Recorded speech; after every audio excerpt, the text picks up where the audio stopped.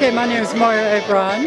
I'm the co-founder of Irish Radio International, which is an internet radio station directed at the Irish Diaspora on the one hand and the new Irish on the other hand. So we have two audiences who are, one might say, mutually exclusive, but by directing at these two audiences, we've actually taken the whole world.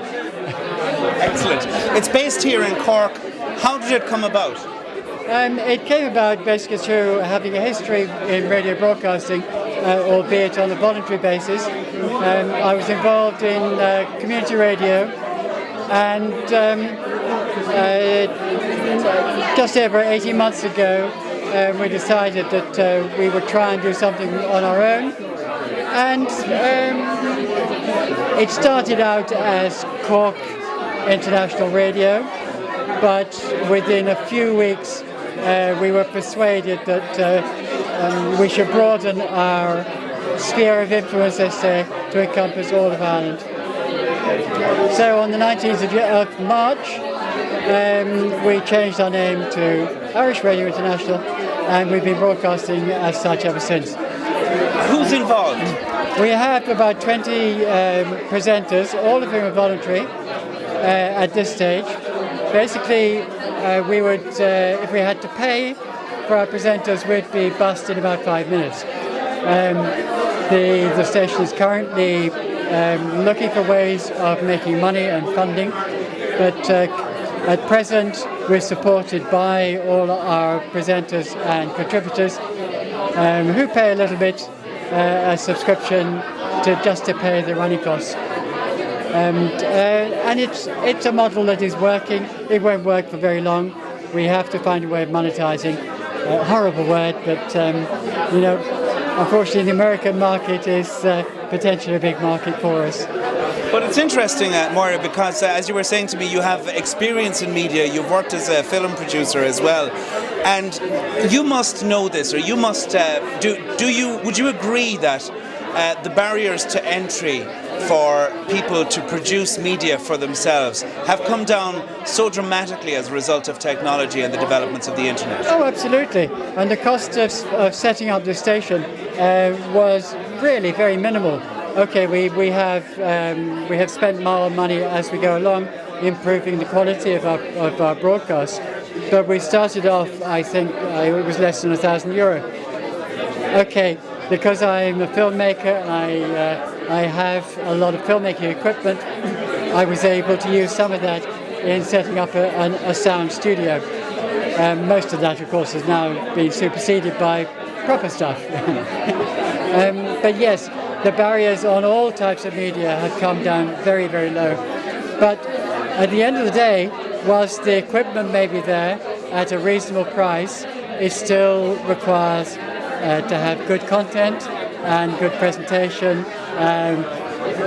I'd say good looks, but I've got a face for radio, so I can say that. Moira, we're here for TEDx Cork Women. It's going to be held here in Cork. This is the launch event. It's going to be held here on the 6th of December. Yes. What do you think is the significance of events such as that, where we don't just use social media, we don't just use broadcasting and radio, be it internet or otherwise, we actually get together in a room and look at someone on a stage giving a lecture. Is there still a place for that in 2013? Absolutely. I was introduced to TED some 3 or 4 years ago, and I have to say that I'm an immense fan. I have guilty pleasures of getting my iPad out and just going from one TED film to another, and I get immense satisfaction. I was going to say pleasure, but in terms of learning and increasing knowledge.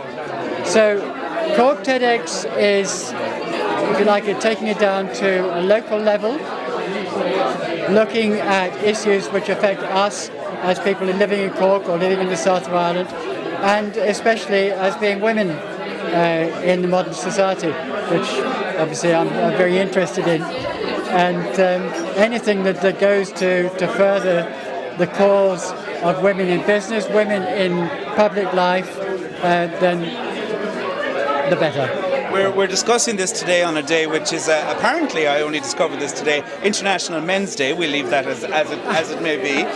In addition to that, there's a political row in relation to gender quotas for political parties and candidates who stand for parties for election. Sure. What do you think is the position of the women's movement, let's say in 2013? We've come a long way. What is the message for us now as we face into TEDx Cork Women? I think the message has to be that in all spheres of life, barring childbearing, women and men are equal. Now, I know that the issue of children, the raising of children, is always a hairy one or hoary one when you're talking about equality for women. But certainly in terms of public life and in terms of women in business, women should have equal opportunity. They should be paid at an equal rate, something which I am strongly a proponent of. And yet, equal pay for women has been on the cards for 30, 40 years, and yet today women still lag behind men by 15, 20% in the workplace for equal jobs. So we have a long way to go. But something like Cork TEDx is a small step to achieve equality. And is it as simple as that, more communication, more awareness, more advocacy, or are there more concrete steps needed to actually achieve that equality? I think I am open to arguments on quotas. Personally, I don't think quotas work. I think the best should be allowed to rise to the top, but there shouldn't be any bars over the best rising to the top. And I feel that our political system today is such that an equivalent man, an equivalent woman with the same capabilities, the man will always rise to the top first, and the woman are way behind second. So there's still work to be done. There's still work to be done. Now, once we can achieve that level of equality, you won't need quotas. Thank you very much. That's absolutely.